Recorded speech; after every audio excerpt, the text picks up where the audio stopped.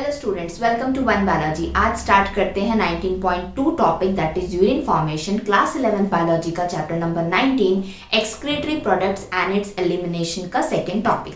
First topic था introduction of this chapter और 19.1 जिसके अंदर हमने किडनी का डिटेल स्ट्रक्चर विथ लेबलिंग के साथ में और नेफ्रॉन का स्ट्रक्चर समझ लिया था। इंट्रोडक्शन पार्ट के अंदर हमने इस चैप्टर के बारे में ये देखा था कि इस चैप्टर में हमको क्या क्या पढ़ना है, एक्सक्रीटरी प्रोडक्ट्स क्या होते हैं, कौन कौन से डिफरेंट स्ट्रक्चर्स होते हैं अलग अलग एनिमल्स के अंदर जो यूज करे जाते हैं एक्सक्रीटरी प्रोडक्ट्स को आउट करने के लिए, राइट। तो ये वाले वीडियो के अंदर हम यूरिन फॉर्मेशन टॉपिक को पूरा कंप्लीट करेंगे।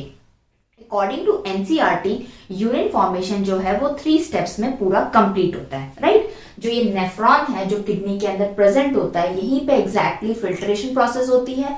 फिल्ट्रेशन होने के बाद में ही यूरिन फॉर्म होती है। डिटेल यूरिन फॉर्मेशन पढ़ने से पहले हम छोटा सा एक ओवरव्यू देख लेते हैं कि एग्जैक्टली किडनी का फंक्शन कैसे होता है, किस तरीके से यूरिन फॉर्म होती है। फिर हम 1 बाय 1 स्टेप करके पूरा एक एक स्टेप यूरिन फॉर्मेशन का डिटेल में समझेंगे। सबसे पहले मैंने यहाँ पे 3 स्ट्रक्चर्स बनाए हैं। ये वाला जो स्ट्रक्चर है सेम एनसीईआरटी बुक के अंदर ये दिया गया है, ठीक है। ये स्ट्रक्चर बुक में नहीं दिया है बट इसको अलग तरीके से हम सीखेंगे कि क्यों इसको मैंने बनाया है। और ये वाला जो स्ट्रक्चर है ये पूरा एक किडनी का स्ट्रक्चर है जिसके अंदर ये नेफ्रॉन प्रेजेंट होता है। सबसे पहले बात करते हैं इस स्ट्रक्चर की, यानी कि किडनी की, जो इस चैप्टर का मेन टॉपिक है। एक्सक्रीटरी प्रोडक्ट्स जो बॉडी से बनता है वो एग्जैक्टली किडनी से ही बनता है, राइट। और उसका एलिमिनेशन भी यहाँ से होता है, उसके बाद में बाकी के पार्ट से वो आउट हो जाता है। और मेन एक्सक्रीटरी प्रोडक्ट किसके बारे में बात हो रहा है, यहाँ पर यूरिन के बारे में बात हो रही है। तो ये किडनी का लोकेशन हमने देख लिया था, एब्डोमिनल एरिया के अंदर होता है। इसके अंदर के स्ट्रक्चर्स हमने देख लिए थे, मेडुलरी पिरामिड होता है, एक्सटर्नल कॉर्टेक्स होता है, इनर मेडुला होता है, राइट। कॉलम्स ऑफ बर्टनी होती है, इसके अंदर नेफ्रॉन प्रेजेंट होता है और यहाँ पर मैंने वही नेफ्रॉन बनाया हुआ है, ठीक है। तो अब हम फंक्शन के बारे में बात करें किडनी का, तो इसका एक मेन फंक्शन होता है क्या, फर्स्ट फिल्ट्रेशन करना। क्या करना, फिल्ट्रेशन करना। सेकेंड इंपॉर्टेंट फंक्शन होता है इसका कलेक्शन। अब किस चीज का कलेक्शन हो रहा है, जो चीज फिल्टर हुई है वो तो नीचे कहीं कलेक्ट होगी, वही चीज का कलेक्शन है, राइट। और ये जो कलेक्शन पार्ट है वो यूरिन पार्ट ही है। जो कलेक्ट हो रहा है वो यूरिन कलेक्ट हो रहा है और जो फिल्टर हो रहा है वो क्या हो रहा है, ब्लड फिल्टर हो रहा है, ठीक है। और फाइनल होता है मेंटेन करना, होम्योस्टैसिस करना। अब होम्योस्टैसिस क्या होता है, होम्योस्टैसिस का मतलब होता है कोई भी चीज जो एज इट इज है उसको एज इट इज रहने देना। जैसे कि हमारी बॉडी में जो ब्लड है उसका पीएच जो 6 है उसको उसी तरीके 6 to 7 है, सॉरी, उसको उतना मेंटेन करके रखना। जो ब्लड प्रेशर होता है वो 120/80 होता है, नॉर्मल ब्लड प्रेशर। वो हाई ना हो जाए या लो ना हो जाए, उसको मेंटेन करने के लिए भी कुछ ना कुछ चाहिए बॉडी में मैकेनिज्म। और वो मैकेनिज्म कौन करता है, किडनी भी उसको इनडायरेक्टली हेल्प करती है होम्योस्टैसिस प्रोसेस करके। कैसे करती है आगे हम समझेंगे, ठीक है। तो इतना क्लियर हो गया किडनी का फंक्शन क्या है, फिल्ट्रेशन करना। अब देखो ये जो किडनी है हमारी बॉडी में प्रेजेंट है, इसके पास में आता है क्या, ब्लड, ठीक है। ब्लड कहां से आ रहा होगा, हार्ट के पास से ब्लड आएगा। हार्ट के पास से किडनी के अंदर ब्लड गया, यहाँ पे कुछ फिल्टर हुआ और वो ब्लड बाहर आ जाएगा और फिर हार्ट के पास पहुंच जाएगा। जब ये किडनी के अंदर फिल्ट्रेशन प्रोसेस हो रहा है, हार्ट से जो ब्लड आ रहा है उसका, उस फिल्ट्रेशन प्रोसेस में कुछ बनता है फिल्ट्रेट और वो कलेक्ट हो जाता है। वो कलेक्ट होने के बाद में क्या बन जाता है, यूरिन। तो अब हम उसको डिटेल में कैसे समझेंगे कि कैसे, देखो ये जो हार्ट है यहां से ब्लड एओर्टा के अंदर गया जो कि ब्लड वेसल है, फिर वो एओर्टा से किस में गया, आर्टरी में, थोड़ी सी पतली ब्लड वेसल में गया। आर्टरी से फिर वो आर्टरी जा रही है किडनी के पास में, तो कौन सी आर्टरी बन जाएगी, वो रीनल आर्टरी बन जाएगी। तो वो किडनी के पास में रीनल आर्टरी चलेगी, उससे उसको ब्लड चला गया। लेकिन किडनी के अंदर प्रेजेंट है कौन, functional unit of kidney, nephron. कितने, 1 मिलियन नेफ्रॉन प्रेजेंट है, राइट। तो वो नेफ्रॉन के पास में अगेन जो वो रीनल आर्टरी है आते आते और पतली हो जाती है, वो क्या बन जाती है, एफरेंट आर्टरियोल। क्या बन जाती है, एफरेंट आर्टरियोल। तो ये जो मैंने नेफ्रॉन बनाया है इसके अंदर यहां से जो ये रेड कलर का पाइप आ रहा है ये क्या है, एफरेंट आर्टरियोल।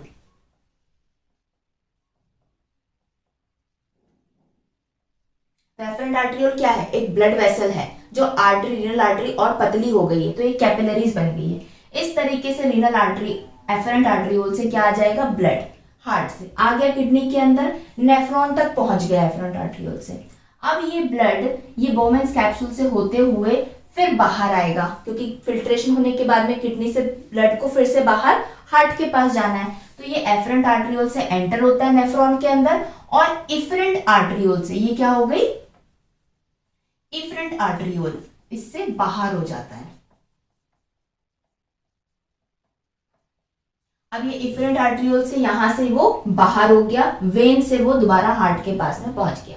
आर्टरी से ब्लड अंदर आया किडनी के पास में और वो वेन से बाहर हो गया। किडनी के अंदर ब्लड एग्जैक्टली कहां पर आया, नेफ्रॉन के पास में, ग्लोमेरुलस जो पार्ट है यहां पर ही ये कैपिलरीज ने एक टफ्ट बना लिया। ठीक है, तो जो ये ब्लड एंटर कर रहा था नेफ्रॉन में और जब ये बाहर जा रहा था, तो इस बीच में क्या होता है, यहां पर हो जाता है कुछ फिल्ट्रेशन प्रोसेस। क्यों हो जाता है फिल्ट्रेशन प्रोसेस, क्योंकि यहाँ पर होते हैं छोटे छोटे पोर्स। किसके पास में पोर्स होते हैं, ये जो ग्लोमेरुलस बना हुआ है इसकी लेयर में होते हैं पोर्स। ठीक है, फिर ये जो बोमेन्स कैप्सूल बना है इसमें भी होते हैं कुछ पोर्स। इसके वजह से जैसे ही ब्लड यहाँ से आके इधर जाता है तो कुछ पार्ट उसका नीचे की तरफ में मूव होके आ जाता है, तो वो बन जाता है क्या, फिल्ट्रेट। जब वो नीचे आता है तो ये पीसीटी में, लूप ऑफ एनल में, डीसीटी में होते हुए कलेक्टिंग डक्ट के अंदर वो फिल्ट्रेट आ जाता है। अभी एक नेफ्रॉन की बात थी, इसी तरीके से सारे नेफ्रॉन के पास में बहुत सारे एफरेंट आर्टरियोल से क्या आ जाता है, ब्लड, और इफरेंट आर्टरियोल से चला जाता है, और सारे नेफ्रॉन बहुत सारा फिल्ट्रेट कलेक्ट करके, जैसे कि ये वन कलेक्टिंग डक्ट के अंदर कुछ नेफ्रॉन्स अपना सारा फिल्ट्रेट डालते हैं, इसमें के बहुत सारे कलेक्टिंग डक्ट्स होते हैं यहाँ पर, जैसे ये जो ब्लैक कलर का बनाया है ये क्या है, कलेक्टिंग डक्ट। बहुत सारे नेफ्रॉन ने सारा फिल्ट्रेट लेकर सब कलेक्टिंग डक्ट्स के अंदर डाल दिया, तो ये कलेक्टिंग डक्ट बहुत सारी होती हैं। सारी कलेक्टिंग डक्ट सारा फिल्ट्रेट कहाँ पे, ये जो एरिया था किडनी का इसका क्या नाम था, रीनल पेल्विस। रीनल पेल्विस नाम था उस एरिया का, जो फनल शेप का था, फनल जैसा स्पेस था। रीनल पेल्विस के अंदर ये फिल्ट्रेट आ जाता है, filtrate in the form of liquid होता है, और ये रीनल पेल्विस से होते हुए यूरेटर के अंदर आ जाता है फिल्ट्रेट। तब हम इसको क्या बोलने लगते हैं, फिल्ट्रेट को यूरिन। इसी तरीके से क्या बन गई, ये यूरिन बन गई, यूरेटर से आई, यूरिनरी ब्लैडर के अंदर भर गई और यहां से यूरेथ्रा से वो आउट हो जाती है। तो जो यूरिन फॉर्म हुई है वो कहां से फॉर्म हुई, ब्लड से फॉर्म हुई। ठीक है, ब्लड कहां से आया, हार्ट के पास से आया।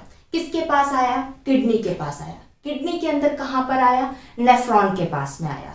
नेफ्रॉन के बोमेन्स कैप्सूल के पास में वो ब्लड आया और चला गया, आकर चला गया। उतने आके चले जाने में ही कुछ फिल्टर बन गया, फिल्ट्रेट बन गया। सारे नेफ्रॉन्स ने बहुत सारा फिल्ट्रेट बना दिया और वो कलेक्टिंग डक्ट में डाल दिया। सारी कलेक्टिंग डक्ट्स बहुत सारी रीनल पेल्विस के अंदर ओपन हो गई। रीनल पेल्विस के अंदर वो यूरिन फॉर्म हो चुका है, वो फिल्ट्रेट, और वो पूरा फिल्ट्रेट यूरेटर से, यूरिनरी ब्लैडर और यूरेथ्रा से वो आउट हो गया। इतना क्लियर हो गया कि यूरिन एग्जैक्टली कैसे बन रही है, ब्लड के फिल्टरेशन प्रोसेस से यूरिन बन रही है। वो फिल्टरेशन प्रोसेस कौन कर रही है, किडनी कर रही है। किडनी के अंदर एग्जैक्टली नेफ्रॉन में ग्लोमेरुलस पार्ट के अंदर हो रहा है। ठीक, अब दूसरा पॉइंट यहाँ पे समझने वाला क्या है कि ब्लड जो किडनी के पास में आ रहा है हार्ट से वो कितना आ रहा है, और जो फिल्ट्रेट बन रहा है वो कितना बन रहेगा। तो जो हमारी पूरी बॉडी होती है,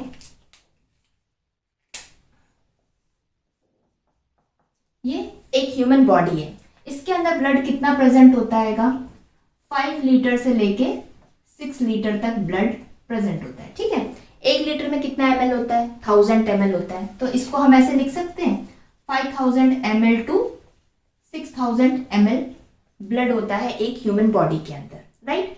अब ये सारा का सारा 5000 ml या 5 लीटर ब्लड सीधे तो एक किडनी के पास में आ नहीं जाएगा, ऐसा नहीं हो सकता है।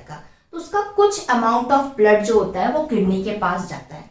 होता पूरा ब्लड फिल्टर है लेकिन थोड़े थोड़े अमाउंट में जाता है। कैसे, जो 5000 अगर हम मान के चलते किसी में 5 लीटर ब्लड है, इसका 1/5 जो ब्लड होता है, 1/5 ऑफ टोटल ब्लड का 5000 ml मान लो या 6000 ml मान लो, उसका 1/5 ही किडनी के पास में आता है पर मिनट, 1 मिनट में। तो 5000 का 1/5 कितना हो जाएगा, सिंपल है, 1000 ml। तो बुक के अंदर कितना दे के रखा हुआ है according to NCERT 1100 to 1200 ml। तो देखो ये 1000 ml इक्वल टू कितना हो गया 1 लीटर हो गया। अब इसमें थोड़ा सा 100-150 ml और बढ़ा दो कम कर दो तो बात बराबर होती है ना। तो ये कितना हो जाता है 1100 ml to 1200 ml of blood heart से आता है इस किडनी के पास में फिल्टर होने के लिए 1 मिनट में। क्लियर हो गया यहाँ तक कितना ब्लड आता है 1100 टू 1200 ml ब्लड, जो कि टोटल ब्लड का 1/5 होता है। ऑब्वियस सी बात है, अगर आप इसको 1000 मान के चलोगे और इसको 5000 टोटल ब्लड मान के चलोगे, 5 लीटर का 1/5 कितना हो गया 1 लीटर। 1 लीटर मतलब हो गया 1000 ml, उसमें आप 100 और ऐड कर दो 1100 ml टू 1200 ml। क्लियर इतना 1 मिनट में इस किडनी के पास में इतना ब्लड आता है फिल्टर होने के लिए। अब इतना तो आ गया इसके पास में, यहाँ पे मैं लिख देती हूँ, इधर यहाँ पर कितना आया यहाँ पे 1100 ml टू 1200 ml ब्लड आया। किडनी के पास आया तो ऑब्वियसली नेफ्रॉन के पास में ही आया होगा ना, ठीक। लेकिन यहां से आया ब्लड और इफरेंट आर्टरियोल से चला गया, फिल्टर नीचे हुआ इस नीचे वाले पार्ट में, बोमेन्स कैप्सूल के पार्ट में यहाँ पे फिल्टर हुआ। जो फिल्ट्रेट बनता है वो बनता है 125 ml पर मिनट। समझ रहे हो, सपोज 1 लीटर ब्लड आया, उसमें से केवल 125 ml ही फिल्ट्रेट बना 1 मिनट में। बाकी ब्लड कहाँ गया, बाकी ब्लड चला जाता है, उसमें से जितना गिरता है वो कितना होता है केवल 125 ml 1 मिनट में। अगर हर मिनट में 125 ml बनता रहेगा तो टोटल 24 आवर्स में कितना बनेगा फिल्ट्रेट 180 लीटर के अराउंड बनेगा, बुक में देके रखा हुआ है। तो 1 लीटर अगर फिल्ट्रेट बनेगा तो 1 लीटर 180 फिल्ट्रेट यहाँ पर भी आएगा कलेक्टिंग डक्ट में।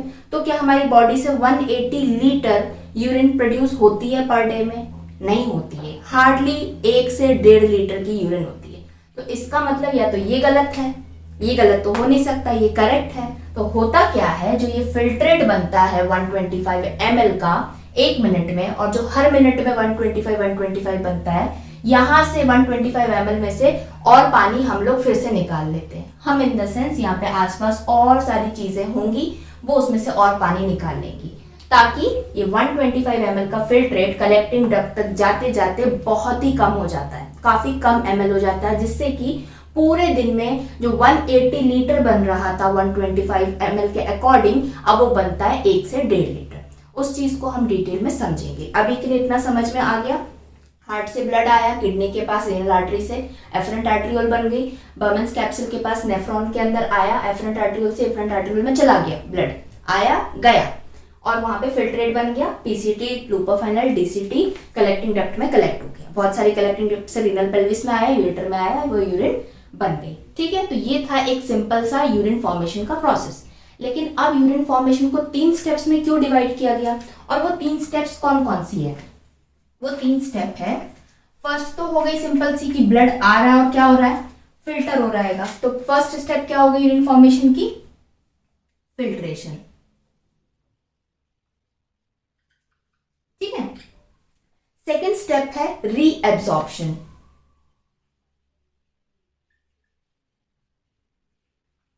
और थर्ड स्टेप है सिक्रेशन। तो first step filtration of blood, ठीक है, यूरिन फॉर्मेशन के अंदर। उसके बाद में होना है रीएब्जॉर्प्शन। जब फिल्टर हुआ है यहाँ पर नेफ्रॉन में, तो ऑब्वियसली एब्जॉर्प्शन भी इसी पार्ट में होगा, तो वो नेफ्रॉन के पार्ट में ही एब्जॉर्प्शन प्रोसेस होता है। रीएब्जॉर्प्शन क्यों बोलते हैं हम बाद में देखेंगे। एंड सीक्रेशन प्रोसेस भी यहीं पर होता है और फाइनली क्या बन जाती है, यूरिन बन जाती है। अब एक एक स्टेप को डिटेल में समझते हैं। यूरिन फॉर्मेशन की first step ultra filtration process होने के लिए, फिल्टर होने के लिए कौन आएगा, ब्लड आएगा। कहाँ से आ रहा है, हार्ट से आ रहा है। तो यहाँ पर हम 1 बाय 1 एक एक स्ट्रक्चर के नाम लिखते हैं। हार्ट से ब्लड आया, किस में गया, एओर्टा में गया। एओर्टा से किस में गया, वो आर्टरी में चला गया। आर्टरी से किस में चला गया, वो किडनी के पास रीनल आर्टरी में। रीनल आर्टरी कहाँ बनी है, यहाँ पर ये जो रेड कलर की बनाई है, ये है क्या, रीनल आर्टरी, जो किडनी के अंदर ब्लड लेके जा रही है। रीनल आर्टरी नेफ्रॉन के पास पहुंचते पहुंचते क्या बन जाती है, एफरेंट आर्टरियोल बन जाती है। तो ये हो गई क्या, एफरेंट आर्टरियोल। अब एफरेंट आर्टरियोल क्या है, पतली पतली कैपिलरीज हैं जो क्या बना लेती हैं, एक गुच्छा टफ्ट बना लेती हैं, और उस गुच्छे को क्या बोलते हैं, tuft of capillaries of afferent arterioles को ग्लोमरुलस बोलते हैं। क्या बोलते हैं, ग्लोमरुलस। क्लियर। अभी ग्लोमरुलस हो गया किसका पार्ट, नेफ्रॉन का पार्ट। ब्लड की एंट्री इस तरीके से हो रही है किडनी के अंदर, heart, aorta, artery, renal artery, afferent artery और ग्लोमरुलस के अंदर यहाँ पर हार्ट आ रहा है, कौन, ब्लड आ रहा है। ठीक है, अब हम यहाँ पर नेफ्रॉन की लेबलिंग कर लेते हैं, ठीक है, उसके बाद फिल्ट्रेशन करवाएंगे ब्लड की। ये है क्या आपकी, ये मोटी सी, ये है ए यानी कि एफरेंट आर्टरियोल। ठीक, यहां से ब्लड आ रहा है, यहां से ब्लड जा रहा है, तो ये क्या हो गई है, इफरेंट आर्टरियोल। एफरेंट, इफरेंट, ये थिक होती है, ये थिन होती है। ठीक, अब ये अंदर आई है यहाँ पर, तो इसने क्या बना लिया था, ये टफ्ट ऑफ कैपिलरीज ग्लोमरुलस, इसको क्या बोलते हैं, ग्लोमरुलस जी कर दिया। ठीक, अब ये ग्लोमरुलस कहां पे पड़ा हुआ आएगा, ये कप लाइक स्ट्रक्चर नेफ्रॉन का क्या है, बोमेंस कैप्सूल। ठीक है, क्या है ये, बोमेंस कैप्सूल। ग्लोमरुलस और बोमेंस कैप्सूल को मिला के क्या बोलते हैं, रीनल कार्पसल या माल्फिजियन बॉडी। राइट, बोमेंस कैप्सूल का ट्यूब नीचे जा रहा है, काफी ज्यादा कॉइल्ड स्ट्रक्चर है, ये क्या है, पीसीटी, प्रॉक्सिमल कॉन्वोल्यूटेड ट्यूब्यूल। ये है लूप ऑफ हेनले, ये इसका डिसेंडिंग लूप ऑफ हेनले का लिम्ब है, और ये वाला कैसा है, असेंडिंग, ऊपर जा रहा है, असेंडिंग लूप ऑफ हेनले की लिम्ब है। अगेन कॉइल्ड स्ट्रक्चर है, ये क्या है, डीसीटी, डिस्टल कॉन्वोल्यूटेड ट्यूब्यूल, और उसके बाद फाइनली ये क्या है, सीडी यानी कि कलेक्टिंग डक्ट। ये हो गया नेफ्रॉन का स्ट्रक्चर। क्लियर यहां तक। अब क्या हो रहा है, filtration process of blood. Afferent arteriole से यहां पर ब्लड आता है और इफरेंट आर्टरियोल से चला जाता है। ये थिक है, ये थिन है, तो क्या होता है, ब्लड आता है तो बहुत सारा है, लेकिन जाने के लिए उसको उतनी जगह नहीं मिल पाती, इसके वजह से वो नीचे की तरफ प्रेशर बनाता है। नीचे की तरफ प्रेशर बनाता है तो यहाँ पे फिल्ट्रेशन होने के चांसेस हो सकते हैं। कब होंगे, जब ये जो मेम्ब्रेन दिख रही है आपको ग्लोमरुलस की और बोमेंस कैप्सूल की, इसमें छोटे छोटे से पोर्स होंगे। अगर उसमें पोर्स नहीं होंगे तो फिल्ट्रेशन तो होगा ही नहीं। फिल्ट्रेशन होने के लिए पोर्स होना जरूरी है, तो इसका मतलब फिल्ट्रेशन इस पार्ट में हो रहा है, तो यहाँ पर ये जो ग्लोमरुलस है और बोमेंस कैप्सूल है, इसके अंदर छोटे छोटे पोर्स हैं। तो ये वाले पार्ट को अब हम और डिटेल में देखते हैं। इतना पार्ट, ठीक है। अब नाम दिया है क्या, अल्ट्रा फिल्ट्रेशन। अल्ट्रा फिल्ट्रेशन इसलिए नाम दिया है क्योंकि यहाँ पे ब्लड प्रेशर से आ रहा है और यहाँ पर जो है जगह नहीं मिल पा रही है, इसलिए यहाँ पे प्रेशर बन रहा है, तो अल्ट्रा फिल्ट्रेशन हो रहा है। ठीक है, अब ये देखो, यहाँ पर ये जो ग्लोमरुलस होता है, इसके अंदर जो सेल्स हैं वो सेल्स के नाम होते हैं एंडोथेलियल सेल्स की एक लाइन होती है। क्या होती है यहाँ पर, ये एंडोथेलियल सेल्स की लाइन। तो ये बना दिए मैंने क्या, एंडोथेलियल सेल्स ऑफ ग्लोमरुलस। ठीक, और इन सेल्स के अंदर क्या होते हैं, छोटे छोटे से पोर्स होते हैं। ठीक, और इसी पोर्स में से क्या होता है, यहाँ पे फिल्ट्रेट नीचे की तरफ में आता है। अब ये ग्लोमरुलस कैप्सूल के बाद में और बोमेंस कैप्सूल के पहले ये जो बीच का स्पेस होता है, यहाँ पे प्रेजेंट होती है एक और मेम्ब्रेन जिसका नाम होता है क्या, बेसमेंट मेम्ब्रेन। क्या नाम होता है इसका, बेसमेंट मेम्ब्रेन।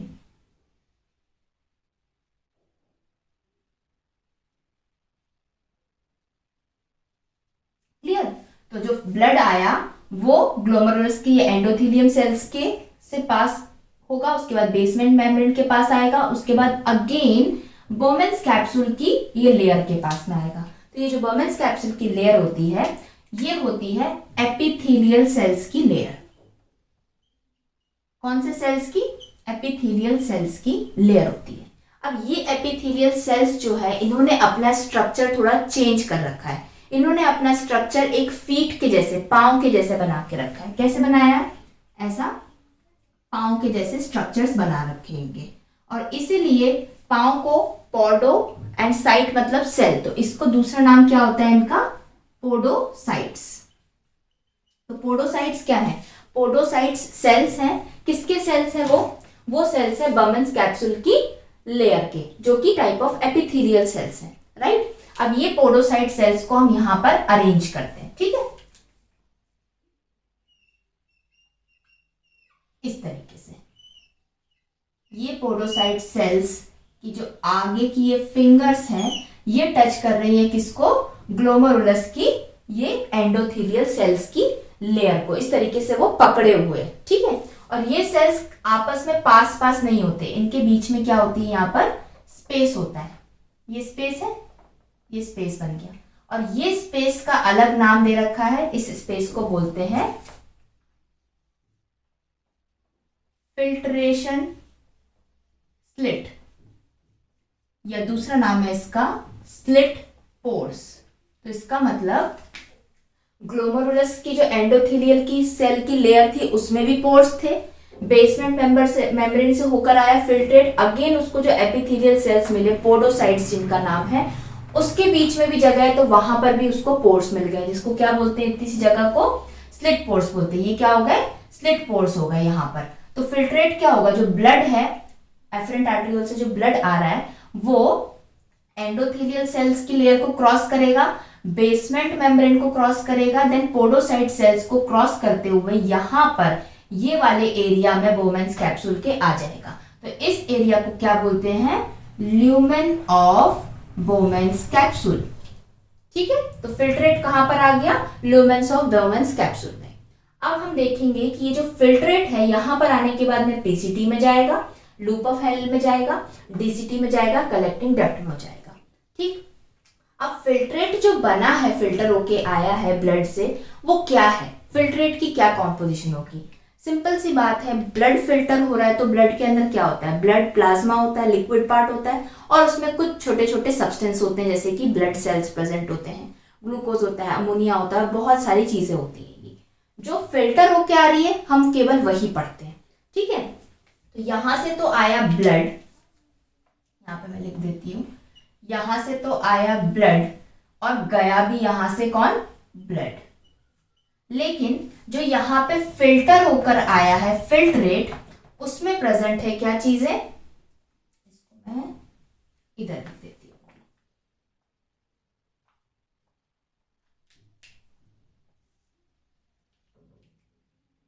इसमें प्रेजेंट है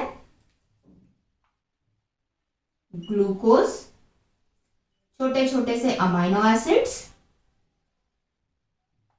वाटर, ऑब्वियसली बात है ब्लड है उसमें लिक्विड पार्ट ज्यादा है, प्लाज्मा पार्ट है तो लिक्विड भी बाहर आ गया उसके अंदर, देन सोडियम आयंस, यूरिया, ये सब चीजें मेन है जो बाहर निकल के आ रही हैं फिल्ट्रेट के रूप में, ठीक है। तो ब्लड में से ग्लूकोज फिल्टर होके आ गया, छोटे छोटे अमाइनो एसिड्स फिल्टर होके आ गए, वाटर फिल्टर होके आ गया, सोडियम फिल्टर होके आ गया, यूरिया फिल्टर होके आ गया, ठीक है।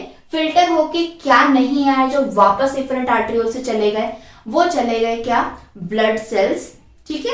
इसलिए यूरिन का जो कलर होता है वो रेड नहीं होता है, क्योंकि अगर आरबीसीज आ गई होती तो यहाँ पर रेड कलर की यूरिन फॉर्म होती, ठीक है। तो ब्लड सेल्स चले गए, कुछ बड़े बड़े प्रोटीन्स जो ये तीनों लेयर को क्रॉस नहीं कर पाएंगे, वो प्रोटीन्स भी इस ब्लड के अंदर एफरेंट आर्टरियोल से चले जाएंगे, ठीक है, और हार्ट के पास पहुंच जाएंगे।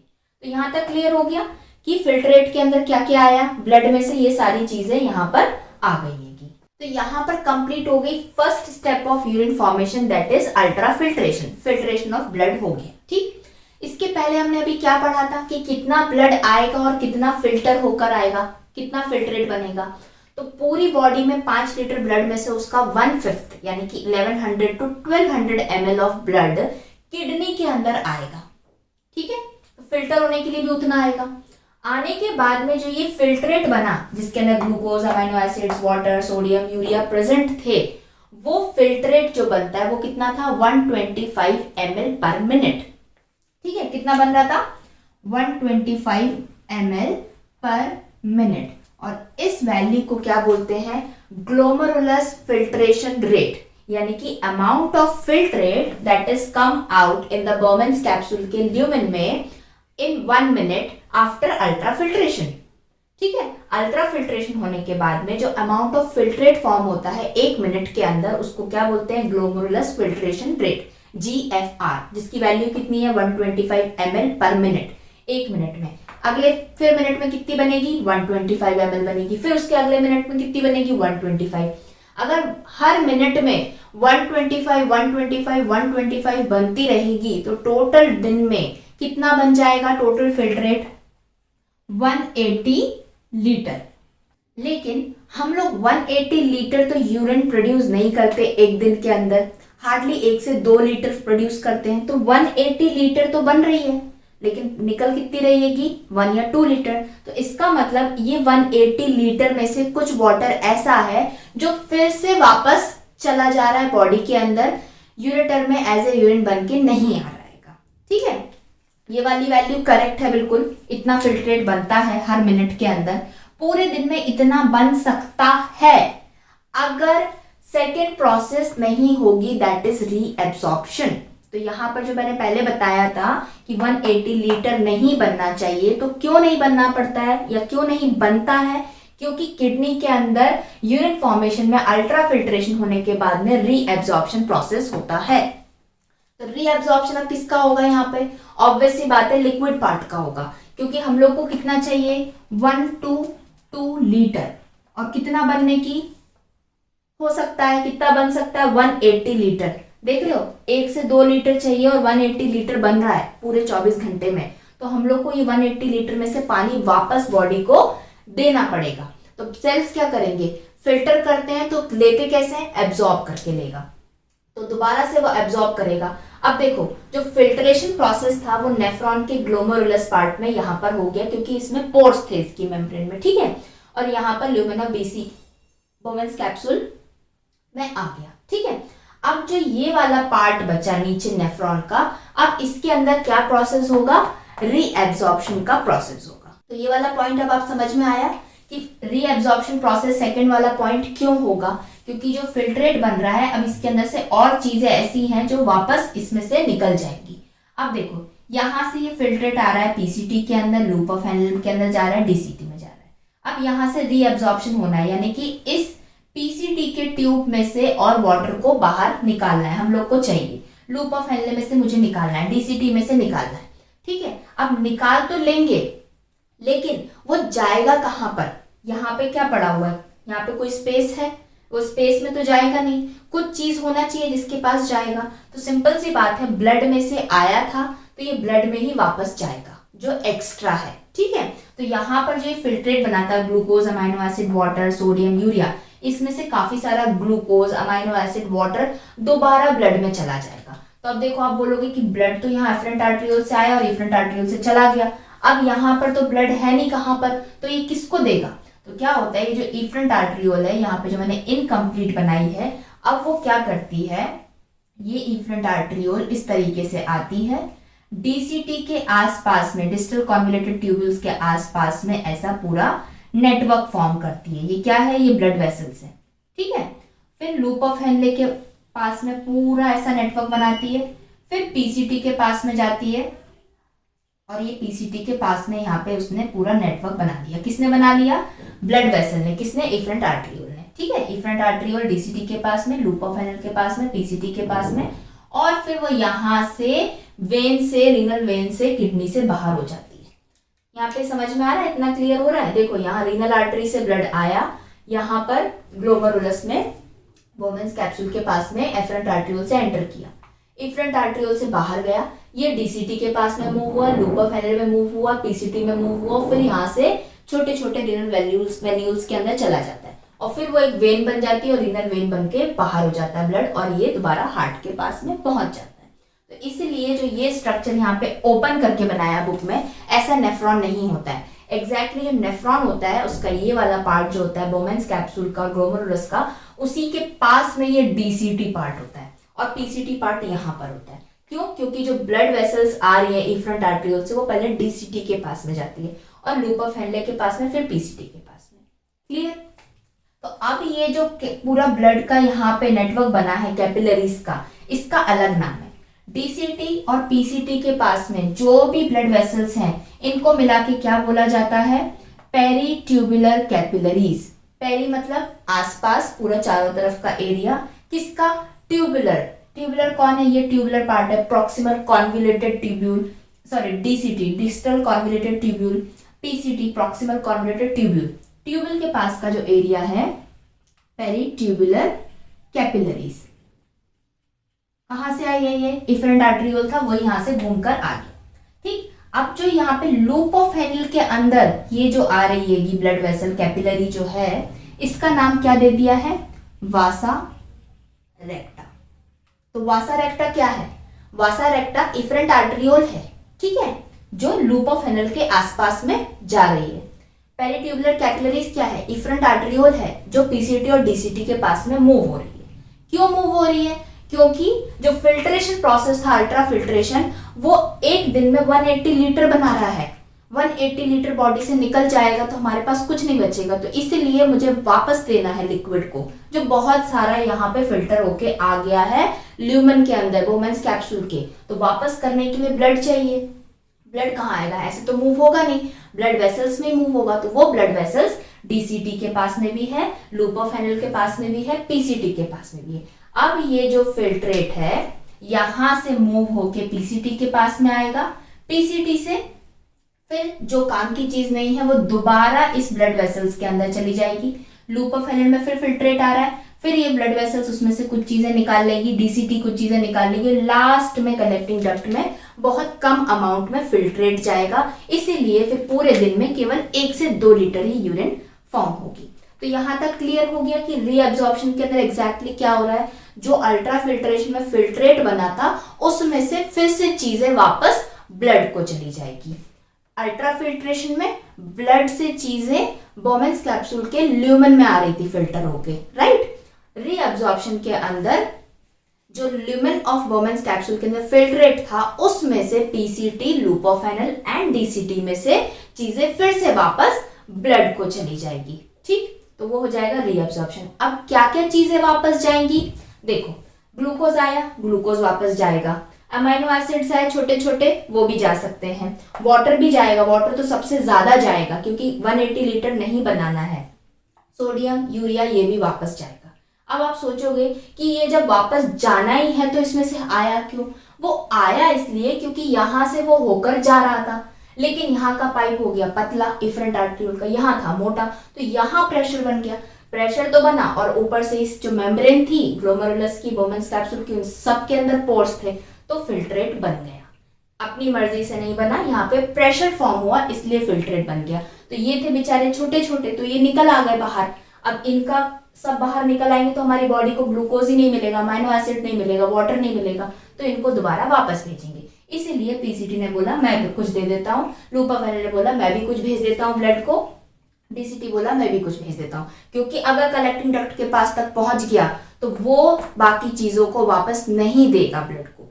कलेक्टिंग डक्ट केवल और केवल वाटर एंड यूरिया जो होता है और कुछ गिनी चुनी चीजें होती हैं वही दोबारा ब्लड में भेजता है, और वो भी बहुत कम अमाउंट ऑफ वाटर भेजता है। आप सोचो कि 180 लीटर में से पूरा 150 लीटर 140 लीटर वापस दे दे कलेक्टिंग डक्ट ब्लड को, वो ऐसा नहीं करेगा। तो रीअब्जॉर्प्शन प्रोसेस के अंदर क्या क्या चीजें रीअब्जॉर्ब हो रही हैं उसको देखने के लिए एक बार फिर से कैसे बनाया था स्ट्रक्चर वो देख लेते हैं। बोमेन्स कैप्सूल बना रही हूं मैं ये, देन क्या बनेगा अब ये loop structure, highly coiled structure, PCT, loop of Henil, descending, ये असेंडिंग, ठीक है।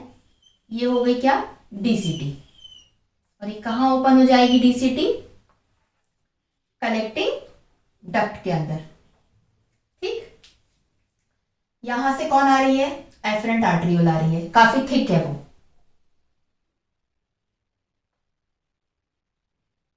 क्या बन गया यहाँ पे? ग्लोमेरुलस बन गया ब्लड कैपिलरीज का। कौन बाहर जा रही है? एफरेंट आर्टरियोल जा रही है। एफरेंट आर्टरियोल हार्ट से ब्लड लेकर आई, रीनल आर्टरी के थ्रू ब्लड आया, यहाँ पे फिल्टर हो गया ग्लोमेरुलस की एंडोथेलियल सेल से, उसमें पोर्स थे, बेसमेंट मेम्ब्रेन, देन यहाँ पर क्या प्रेजेंट थे? पोडोसाइट्स प्रेजेंट थे, उसके बीच में जो जगह थी वहां से और फिल्टर हो गया बोमेन्स कैप्सूल की। अब क्या हो गया? फिल्ट्रेट कहां पर आ गया आपका? यहाँ पर ल्यूमेन्स ऑफ बोमेन्स कैप्सूल के अंदर आ गया। इस फिल्ट्रेट में क्या क्या देखा हम लोगों ने?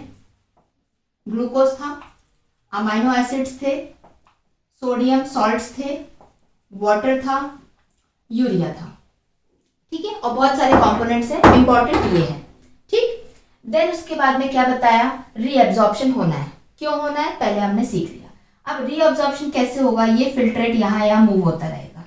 जो पीसीटी होता है, पीसीटी क्या करेगा, इसमें से चीजों को, किस चीजों को बाहर करेगा, ग्लूकोज को, अमाइनो एसिड्स को, कुछ न्यूट्रिएंट्स को, बहुत सारे वाटर को, और सोडियम को, पोटेशियम को, इन सबको वापस वो बाहर भेज देगा।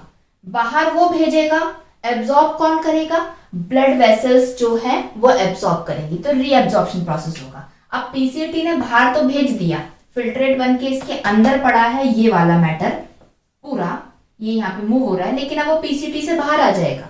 बाहर किसके पास आ जाएगा, ब्लड के पास में आ जाएगा। वो कौन सा ब्लड आ रहा है, एफरेंट आर्टरियोल की ये ब्लड वेसल्स है, ठीक है। ये आ गई, ये पूरा यहाँ पे नेटवर्क बना रखा है, और यहां से ये क्या हो गई, यहाँ पर वेन के अंदर ये चली जाएगी। तो ये जो ब्लड दिख रहा है आपको यहाँ पर, ये जो है ये पीसीटी के आसपास की जितना भी यहाँ पे ब्लड वेसल्स है, ये कैपिलरीज हैं, इसके अंदर ये सारा ग्लूकोज क्या हो जाएगा, मूव होकर आ जाएगा। तो रीएब्जॉर्प्शन हो गया, क्योंकि ऑलरेडी वो फिल्ट्रेट में ग्लूकोज आ गया, अब वो रीएब्जॉर्ब हो गया किसमें, ब्लड में। ब्लड से ही वो आया था और ये फिर से यहाँ ब्लड में चला गया, लेकिन वो ब्लड कैसा, घूम के एफरेंट आर्टरियोल से यहाँ पर आ रहा है। तो अगर हम ये वाले स्ट्रक्चर के बारे में बात करें जो आपकी एनसीईआरटी बुक के अंदर बना हुआ है, यहाँ पर ये जो ब्लड था, यहाँ से ये फिल्ट्रेट बन गया, यहाँ पर ये आ रहा है पूरा, ये पीसीटी है ना, ये लूप ऑफ हेनले है, ये डीसीटी है, और ये कलेक्टिंग डक्ट है, ठीक है। तो क्या हुआ था, यहाँ से इधर, यहाँ पर क्या है, ग्लूकोज, अमाइनो एसिड, न्यूट्रिएंट्स हैं, सोडियम है, वाटर है, ठीक। अब यहाँ से पीसीटी से ये चीजें बाहर आ रही हैं, यहाँ पर आ रही है, glucose, amino acid, nutrients, sodium and water, किसके पास में आ रही है, यहाँ पर एफरेंट आर्टरियोल हो गया, यहां से बाहर जा रहा है एफरेंट आर्टरियोल से। ये जो एफरेंट आर्टरियोल है, यहां से जो घूम कर आई होगी इसके पास में, इसके अंदर वो एब्जॉर्ब हो जाएगा, ठीक है, यहां तक। तो यहां पर ये एब्जॉर्ब हो गया। अब क्या हो गया, अब यहां से फिर ये फिल्ट्रेट मूव करेगा, सारा का सारा नहीं निकल गया, बहुत सारा 99% फिल्ट्रेट यहां से रीअब्जॉर्ब हो जाता है, किसके अंदर, पीसीटी से दोबारा ब्लड में चला जाता है। अब आए क्या, descending loop of Henle. Descending loop of Henle में जैसे ही फिल्ट्रेट एंटर करता है तो ये अपने में से और वाटर को आउट कर देता है, ब्लड के पास में भेज देता है।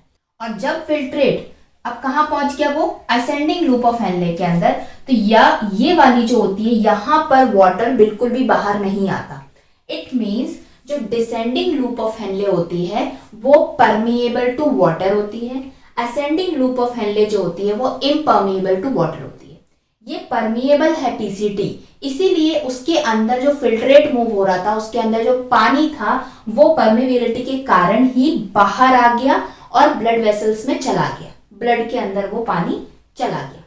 जो असेंडिंग लूप ऑफ हेनले थी, लिम्ब थी उसकी, वो इम्परमिएबल टू वाटर है। तो इसका मतलब यहां से पानी बाहर नहीं आएगा। पानी बाहर नहीं आएगा तो कुछ और चीजें बाहर आ जाएंगी, तो वो क्या होती हैं, कुछ इलेक्ट्रोलाइट्स आ जाएंगे बाहर और सॉल्ट बाहर आ जाएगा कुछ, ठीक है। तो इसमें से और चीजें बाहर आ गई, किससे, असेंडिंग लूप ऑफ हेनले से। और डिसेंडिंग से क्या आया, केवल वाटर आया। अब और फिल्ट्रेट ऊपर पहुंचते जा रहा है, कहां पर, डीसीटी के पास में। अब आप सोचोगे फिल्ट्रेट में से इतना निकल गया, फिर भी ये कहां, कौन सा फिल्ट्रेट जा रहा है। 1 मिनट में 125 ml बन रहा था, राइट, और पूरे दिन में 180 लीटर, तो समझ रहे हो बहुत ज्यादा अमाउंट में होता है, इसलिए जितना हो सकता है निकलता रहता है। लेकिन मैक्सिमम रीअब्जॉर्प्शन कहां पर हो जाता है, पीसीटी के अंदर हो जाता है, ठीक। अब आता है डीसीटी। डीसीटी के अंदर जो होता है, कुछ अमाउंट ऑफ वाटर, कुछ सॉल्ट, सोडियम, पोटेशियम, जो बाकी बचे कुचे होते हैं वो भी यहां से क्या हो जाते हैं, आउट हो जाते हैं, वाटर, सॉल्ट। तो यहां पर ये जो बनाया था लूप ऑफ हेनले से क्या बाहर आएगा, यहाँ पे डिसेंडिंग लूप ऑफ हेनले से water, ascending loop of Henle से क्या आ जाएगा, इलेक्ट्रोलाइट, सॉल्ट, और डीसीटी से क्या बाहर आ जाएगा, सेम। ठीक है, तो ये सब चीजें क्या होगी, बाहर आके ब्लड के अंदर सारी की सारी चली गई, एब्जॉर्ब हो गई, रीएब्जॉर्ब हो गई, क्योंकि ब्लड ने ही दिया था और ब्लड ने ही वापस ले लिया, तो रीएब्जॉर्प्शन प्रोसेस हो गया।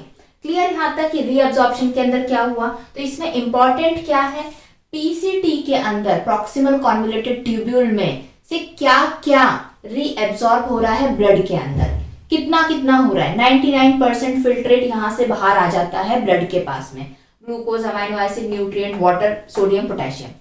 इंपॉर्टेंट और क्या है, डिसेंडिंग एंड असेंडिंग। जो डिसेंडिंग है उससे पानी बाहर आ सकता है, असेंडिंग से पानी बाहर नहीं आ सकता है। तो ये यहाँ पर जब मूव होता है फिल्ट्रेट तो यहाँ से पूरा लिक्विड ही जाता है, लेकिन फिर यहाँ पर लगता है कि अभी भी बहुत ज्यादा पानी है जो बॉडी से बाहर जा सकता है। अगर कलेक्टिंग डक्ट में चला गया, रीनल पेल्विस में, यूरेटर से आउट हो जाएगा। ठीक है, तो यहाँ पर और वाटर बचा कुचा होता है, उसको भी निकाल लेते हैं, ब्लड के पास में वापस भेज देते हैं। ठीक है, अब रीएब्जॉर्प्शन के बाद में फाइनल स्टेप होता है क्या, सीक्रेशन का। सीक्रेशन अब कौन सीक्रेट कर रहेगा, फिल्ट्रेशन तो ब्लड का हो गया, फिर उसमें से रीएब्जॉर्प्शन भी हो गया फिल्ट्रेट में से, फिल्ट्रेशन के बाद में फिल्ट्रेट बना, फिल्ट्रेट में से फिर रीएब्जॉर्ब हो गया। अब क्या हुआ, अगेन ये दोनों प्रोसेस होने के बाद में अभी भी ऐसा लगता है ब्लड के अंदर कुछ चीजें ऐसी हैं जो कम है, या फिल्ट्रेट के अंदर कुछ चीजें ऐसी हैं जो कम है, कुछ ज्यादा है। पूरी बॉडी के अंदर आयन का बैलेंस करना, ठीक है, ब्लड प्रेशर को मेंटेन रखना, बहुत सारी चीजें होती है। इसे मेंटेन करने के लिए सोडियम, पोटेशियम, ये सारी चीजों की जरूरत होती है, वाटर की जरूरत होती है। तो इसका बैलेंस बनाने के लिए अगेन यहाँ पर PCT, loop of Henle and DCT में से अगेन सीक्रेशन प्रोसेस होगा। सीक्रेशन इन द सेंस, अब पीसीटी की जो वॉल है ये सीक्रेट करेगी कुछ चीजें फिल्ट्रेट के अंदर, लूप ऑफ हेनले के अंदर कुछ चीज सीक्रेट होगा, किसके अंदर, फिल्ट्रेट में, और डीसीटी भी किसमें करेगा, फिल्ट्रेट में। फर्स्ट प्रोसेस के अंदर ब्लड से फिल्ट्रेट बना, ठीक है, यहाँ पे बोमेंस कैप्सूल में। सेकेंड प्रोसेस के अंदर फिल्ट्रेट में से चीजें फिर ब्लड को गई, PCT, DCT, loop of Henle से। थर्ड स्टेप में, सीक्रेशन स्टेप में, अगेन जो फिल्ट्रेट है उसके अंदर पीसीटी, डीसीटी की वॉल्स कुछ चीज सीक्रेट करेगी। वो क्यों करती हैं, बुक के अंदर बहुत अच्छे से एक्सप्लेन करके रखा हुआ है कि कुछ इंपॉर्टेंट फंक्शंस होते हैं उसको मेंटेन करने के लिए। आगे जब हम और टॉपिक पढ़ेंगे 19.3, 19.4, तब आपको समझ में आएगा डिटेल में कि ये सॉल्ट, वाटर बार बार अंदर बाहर क्यों हो रहा है। ठीक है, अब देखते हैं कैसा सीक्रेशन के अंदर क्या क्या चीजें सीक्रेट हो रही है। तो फाइनली सीक्रेशन प्रोसेस के अंदर जो PCT, loop of Henle, DCT के अंदर ये सारी चीजें सीक्रेट होती हैं। कैसे, H+ ion, ammonia and potassium. तो ये जो पीसीटी है, प्रॉक्सिमल कॉन्वोल्यूटेड ट्यूब्यूल, इसकी वॉल्स क्या करेंगी, H+ आयंस को, अमोनिया को एंड पोटेशियम आयंस को फिल्ट्रेट के अंदर क्या कर देंगी, डाल देंगी। ठीक है, लूप ऑफ हेनले के अंदर कुछ भी नहीं होता सीक्रेट, फिल्ट्रेट में वो कुछ भी नहीं डालता। डीसीटी जो है वो same, H+, potassium and ammonia, यानी कि दोनों चीजों के अंदर पीसीटी या डीसीटी में हाइड्रोजन, पोटेशियम एंड अमोनिया जो होता है फिल्ट्रेट के अंदर डाला जाता है। ठीक है, और कलेक्टिंग डक्ट के अंदर भी बुक में इतना डिटेल में नहीं दे के रखा हुआ है, बस केवल एक इंपॉर्टेंट पॉइंट ये दे रखा है, जो हमारी बॉडी होती है उसका आयनिक बैलेंस को और एसिड बेस बैलेंस को मेंटेन करने के लिए सीक्रेशन प्रोसेस होता है। अब देखो क्या है ionic balance, ionic balance, ions क्या होते हैं, हाइड्रोजन, पोटेशियम, ये क्या है, आयंस ही हैं। अगर ये फिल्ट्रेट के अंदर डाल रहे हैं वॉल्स, तो उनके पास कहीं से आया होगा एक्स्ट्रा, तो उसमें डाल दिया कि ठीक है चलो ये फिल्टर होकर फिल्ट्रेट बन के यूरिन बन के आउट हो जाएगा, एक्स्ट्रा था इसलिए उसके अंदर डाल दिया। बॉडी के अंदर एक्स्ट्रा कुछ चीजें होगी तो वो हार्मफुल होगी, कुछ चीजें काफी कम होगी तो हार्मफुल होगी। अगर वो एक्स्ट्रा है तो उसको रिमूव आउट कर देते हैं एज ए एक्सक्रीटरी प्रोडक्ट, अगर कम है तो कहीं ना कहीं से प्रोड्यूस करके बॉडी के अंदर उसको डाला जाता है। ठीक है, तो ये हो गया पहला पॉइंट। दूसरा क्या है, एसिड बेस को मेंटेन करने के लिए, एसिड बेसिक जो हमारी बॉडी के अंदर होता है, कुछ चीजें एसिडिक होती हैं, कुछ बेसिक होती है, उस चीज को मेंटेन करने के लिए। अगर एसिड ज्यादा करना है, एसिडिटी को बढ़ाना है, तो क्या चाहिए, हाइड्रोजन आयंस चाहिए हमको, तभी एसिडिटी बढ़ती हैगी। OH आयंस ज्यादा हो जाएंगे तो बेसिसिटी बढ़ जाती है, या आप कहें हाइड्रोजन आयंस ज्यादा हो जाए, OH आयंस कम हो जाए तो एसिडिटी होती हैगी। H प्लस आयंस कम हो जाएंगे, OH ज्यादा हो जाएगा तो बेसिसिटी हो जाएगी। सिंपल सी बात है, दोनों क्या है, आयंस है, तो दोनों का जो लेवल है एसिड बेस जो मेंटेन हमारी बॉडी में हो रहा है वो किससे हो रहा है, आयन से होता है। तो इसीलिए ये किडनी का जो नेफ्रॉन का पार्ट है पीसीटी और डीसीटी फिल्ट्रेट के अंदर डालता है, ताकि बॉडी के अंदर जो H plus K plus ions जो भी एक कुछ मेंटेन कर रहे हैं बॉडी में, बैलेंस कर रहे हैं, उसको वो वैसे ही कि वैसा रखें। जो किडनी का थर्ड फंक्शन था होम्योस्टैसिस, जो जैसा है उसको वैसे ही रहने देना। ब्लड प्रेशर 120/80 है तो उसको वैसे ही रहने दो। ज्यादा सोडियम डाल देंगे, Na+ कर देंगे तो बोलते हैं ज्यादा नमक खाओगे तो बीपी बढ़ जाएगा।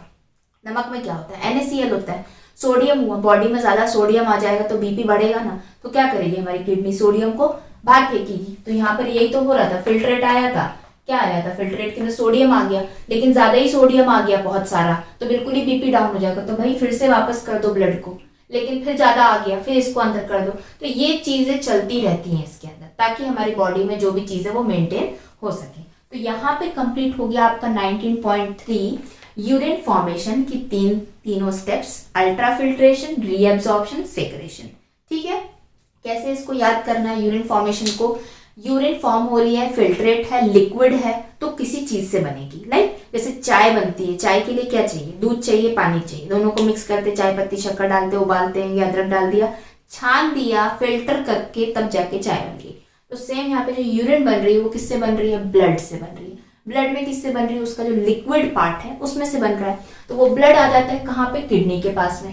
किडनी के पास आता है, किडनी के पास में नेफ्रॉन है जो फिल्ट्रेशन कर देता है, फिल्टर कर देता है, तो सब चीजें ही फिल्टर कर देता है, बहुत ज्यादा ही फिल्टर कर देता है। तो फिर उसको वापस ब्लड को भेजना पड़ता है कि बहुत ज्यादा फिल्टर हो गया, तो रीएब्जॉर्प्शन प्रोसेस हो जाता है। और फिर भी कम लगता है कुछ फिल्ट्रेट के अंदर की, बाकी का लास्ट का काम है सेक्रेशन का, तो फिर वो पीसीटी डीसीटी काम कर देते हैं। यूरिन फॉर्मेशन समझने के लिए पहले किडनी का स्ट्रक्चर को समझना पड़ेगा, उसकी लोकेशन को समझना पड़ेगा, किडनी के अंदर नेफ्रॉन एग्जैक्टली कहाँ पर होते हैं वो समझना पड़ेगा। नेफ्रॉन का जो लास्ट पार्ट होता है कलेक्टिंग डक्ट, ये बहुत इंपॉर्टेंट है कि इतने सारे कलेक्टिंग डक्ट इस किडनी के अंदर प्रेजेंट होते हैं। इस तरीके से ये कलेक्टिंग डक्ट प्रेजेंट होते हैं, तो नेफ्रॉन के सारा का सारा फिल्ट्रेट कलेक्टिंग डक्ट में आता है। ठीक है, और वो कलेक्टिंग डक्ट से फिर यहाँ पर क्या होता है, यूरेटर से यूरिनरी ब्लैडर के अंदर यूरिन आ जाती है और फिर यहाँ से वो यूरिन आउट हो जाती है। ठीक, तो नेफ्रॉन का स्ट्रक्चर समझ लो पूरा। फिर पूरे नेफ्रॉन के स्ट्रक्चर के बाद में जो ब्लड वेसल्स है, बहुत इंपॉर्टेंट है कि जो ब्लड वेसल कौन सी आ रही है नेफ्रॉन में, कौन सी जा रही है, और कौन सी पीसीटी डीसीटी के आसपास की कैपिलरीज वहां पे पूरा नेटवर्क बना रही है। नेटवर्क क्यों बना रही है, रीएब्जॉर्प्शन प्रोसेस के लिए। ठीक है, तो ये यहाँ तक हो गया कंप्लीट। अगर आपको वीडियो पसंद आया तो इस वीडियो को लाइक करो, कमेंट करके बताओ कि आपको और डिटेल में क्या समझना है। नेक्स्ट वीडियो में हम बात करेंगे 19.3 टॉपिक की, उसको डिटेल में समझेंगे।